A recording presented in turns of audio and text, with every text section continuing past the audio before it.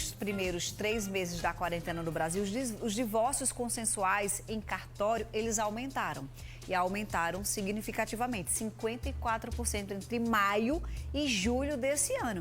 O que será que aconteceu para tanta gente pedir aí a separação? Esse tema veio para hoje o nosso quadro Descomplica.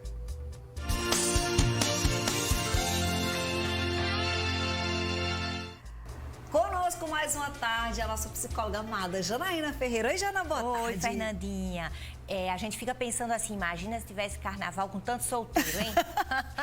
Parece que não vai ter, porque a vacina vai sair um pouquinho depois, mas já imaginou esses solteiros todos aí na rua? Gente demais solteira, Janaína. Quando a gente fica pensando em separação, a gente imagina, pelo menos na maioria dos casos, que tenha acontecido um processo, né? Não é aquela coisa, acordou, olha, não dá mais. Às vezes acontece assim. Vídeo Gustavo Lima, né? Sim. Mas vamos pensar na situação não tão extrema. Vamos pensar naquele desgaste natural de relação que vai acontecendo, né? Quando tomar essa decisão? É quando um dos lados já tentou, não necessariamente precisa esperar isso.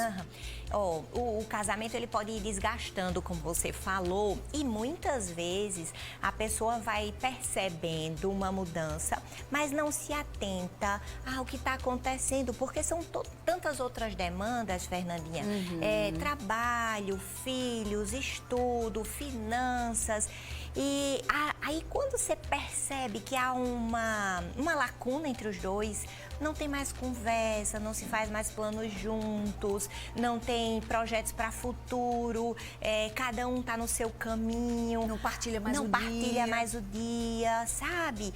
Fica falando só coisas superficiais. Aí aquilo começa a acender uma luz para que as pessoas elas possam entender também que antigamente, quando se falava de amor eterno, Fernandinha, a expectativa de vida era muito pequena, era muito curta, entre 45 e 50 anos. Então, era amor eterno, né?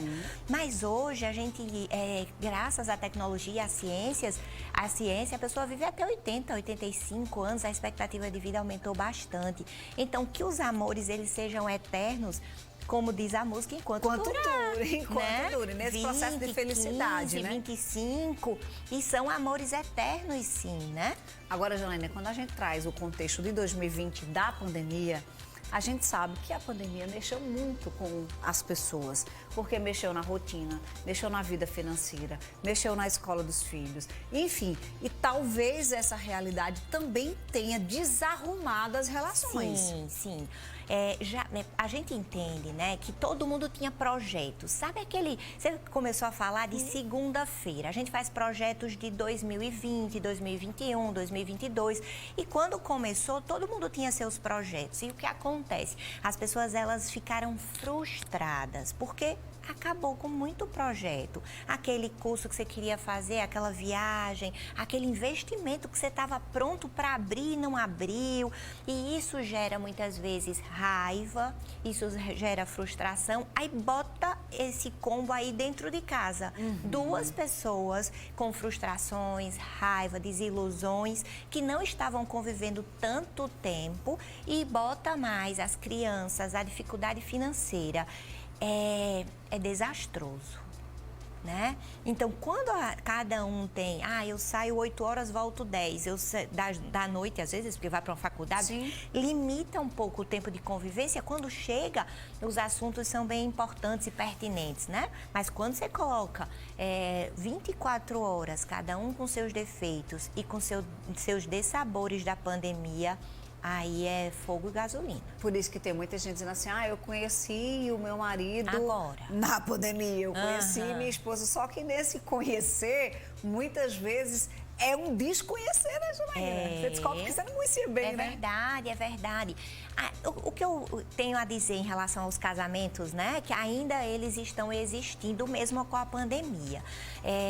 Dá um desconto para todas essas emoções. É um ano atípico, é um ano diferente.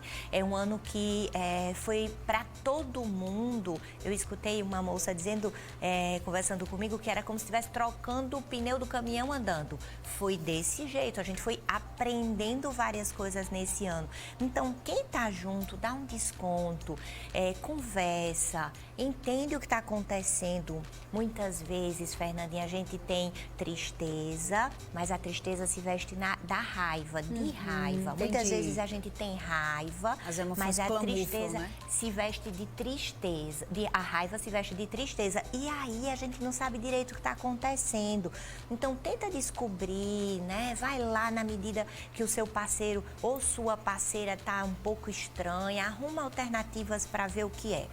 Quem já se separou, eu espero que tenha levado algum aprendizado, né? Porque a gente sabe que as relações, elas terminam gerando aprendizado para futuras relações. Ou seja, vai seguir em frente, mas tem que ter aprendido alguma coisa aqui.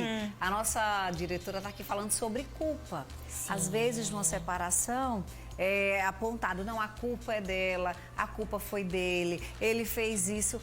Como dosar essa questão da culpa no casal? Sim, muito bem. Ela disse uma coisa muito importante. As pessoas, elas têm uma dificuldade muito grande em lidar com a culpa. Mas é tão importante, muitas vezes, até que eu reconheça a culpa, é o primeiro passo para a mudança. Se eu não tenho culpa, isso quer dizer que eu não erro. E se eu não erro, eu não aprendo. Então, todo mundo que está escutando, não tem medo da culpa, não. Preste atenção, porque ela pode ser indicativo para você melhorar seus caminhos, tá certo? Agora, numa relação, muitas vezes a pessoa pode colocar a culpa no outro. E para tirar dela um peso, para tirar dela ou eu não consegui, eu não levei à frente. Eu não me esforcei, eu não me enxerguei. Tantas coisas, né? E aí isso termina gerando mais complicação. A culpa, ela é uma emoçãozinha que anda de mão dada com a tristeza. Então tem que ter um entendimento sobre a culpa é importante para gerar aprendizado, mas ela não me serve de nada se eu só me culpo e não mudo o comportamento, porque aí eu vou ficar triste e não saio do lugar. Ou seja, pode até entender qual a parcela de culpa. Diz assim, não, toda separação tem 50% de culpa.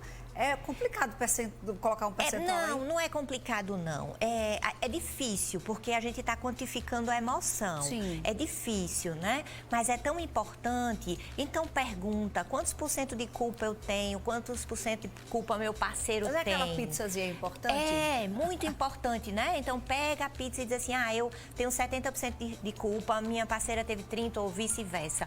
Porque aí você consegue entender o que aconteceu. Fernandinha, a culpa, ela pode trazer algumas condições bem difíceis. Eu estava escutando essa semana uma pessoa falando de traição, foi traída, e ela disse que se sentia culpada. E aí eu perguntei, mas peraí, você foi traída e você se sente culpada? E ela disse, eu acho que eu deixei de fazer alguma coisa. Escuta, isso não é verdade. Traição foi um comportamento individual da outra pessoa, foi uma escolha da outra pessoa. E aí, quem deve se envergonhar não é você. Até porque a pessoa poderia dizer para ela, não é, Jana, nesse contexto aí, olha, eu tô sentindo falta disso, tá, me falta... Sabe o que acontece? Porque aí já é um outro papo que também a gente poderia marcar. Vamos marcar? Vamos marcar um papo sobre traição? Porque tem muito isso, boa sabe, ideia. Janaína? Às vezes a pessoa traída puxa para si a responsabilidade que o outro teve. Porque, não estava tão presente no sexo, eu não estava mais tão carinhosa quando é a mulher, eu estava descuidada, e vai assumindo a culpa por uma atitude do comportamento do outro.